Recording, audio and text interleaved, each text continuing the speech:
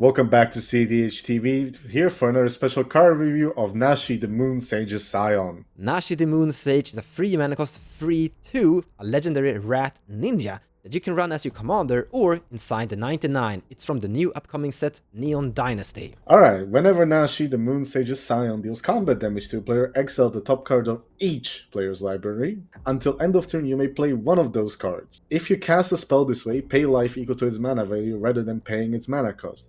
Oh wow, this is basically a love child between Etali as attack trigger and the Bolas' Citadel for one of those 4 cards. So our first thought here is to use Vampire Tutor to put Peer into the Abyss on top of your library. Then when this attacks, ninjutsu pay 4, you flip that Peer into the Abyss and you pay 7 life to cast it without paying mana cost for it, then you pay half your life to draw half your deck.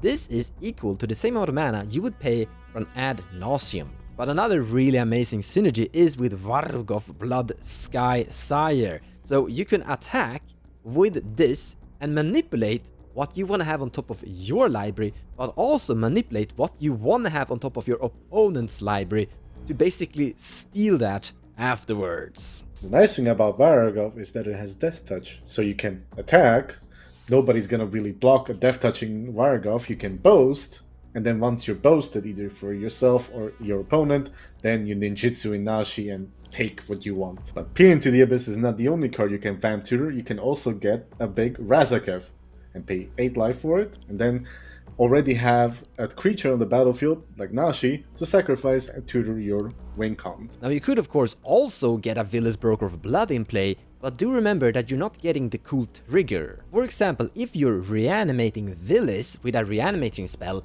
you're drawing 8 cards because Villus is already in play as part of the resolution. However, you're paying the life to cast Villus, so Villus isn't in play when you're paying the life, so you don't draw 8 cards from casting Villus, this ninjutsu trick. But why take your own stuff when you can use Submerge, for example, and take your opponent's stuff? For example, a Thassa's Oracle that has failed to win, you can put on top of that player's library with a Submerge, and then steal it, and then try to win yourself. But you can also remove an Archon of Emeria on top of your opponent's library, exile it, and never cast it, and this way it's gone forever. But in general, even if you aren't having any cool plans with this card, you're usually getting some value from it. I mean, if you're attacking, you are hitting 4 libraries, there's usually something from there to gain some value from.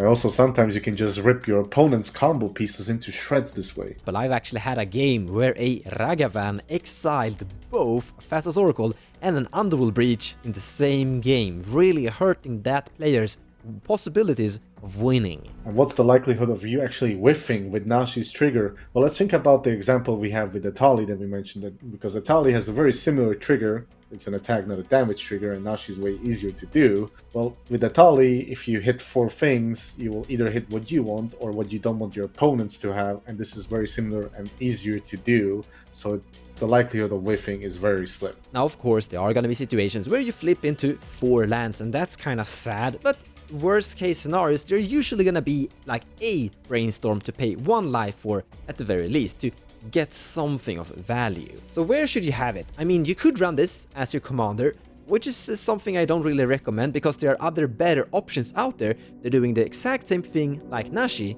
from the command zone. For example, Paco, great at doing this. He's actually keeping the cards for later use in the future. Also, you're getting access to free colors with Paco and Haldan. Another great example is Tibalt Cosmic Imposter, that is Rakdos colors. Here's you're gaining red, and also you're stealing things that you can actually cast later on.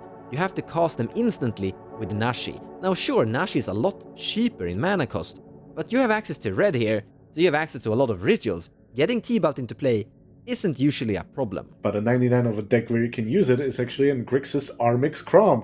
For example, you attack with Armix, take care of something that you don't like, and then ninjutsu in Nashi and start stealing stuff. Another really interesting option is inside Kenrith the Returned King. For example, you have a Dockside Extortionist. You're attacking with your Dockside Extortionist. No one is going to block your Dockside Extortionist because they all know that if they do, Dockside will go to your grave, then Kenrith will reanimate it. So they're letting it go through.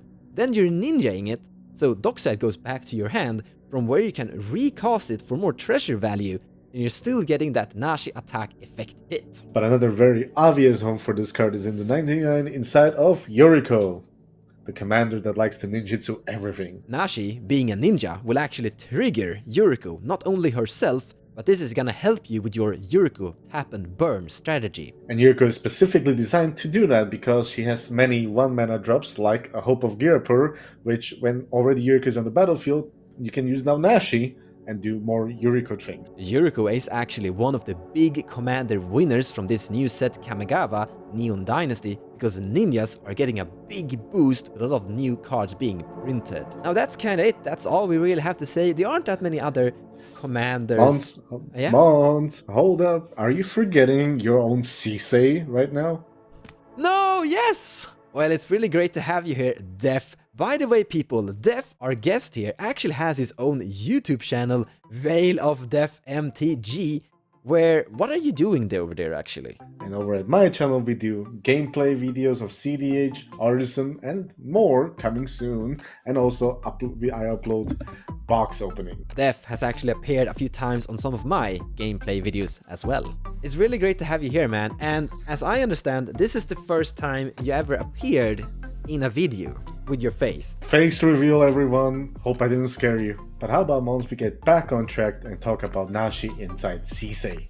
Yes, definitely. So really cool tutor chain that you can have with Nashi is that if you already have Nashi in your hand and you're able to activate Sisei with a power of 4, you can find Vargov, put it into play, then take your turn, then go to combat with Vargov. It has Death Touch, so no one is going to block it. It's gonna go through, so you can bolster, and then afterwards use the ninjutsu ability, replacing Vargov, putting Nashi into play, hitting because it's already unblocked, and then you've already bolstered.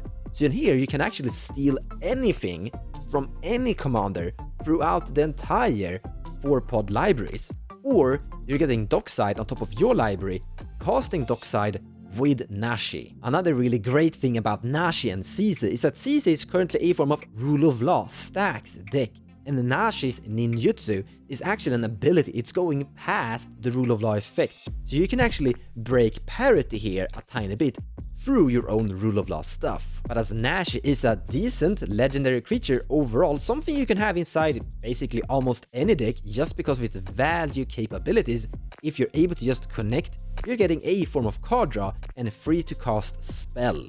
And inside Sisei, you really want to have a lot of legendary creatures, preferably black and red, to increase Sisei's power so that she's able to activate for bigger value. And if you're getting your Sisei killed, well, this is a potential value engine for her as well.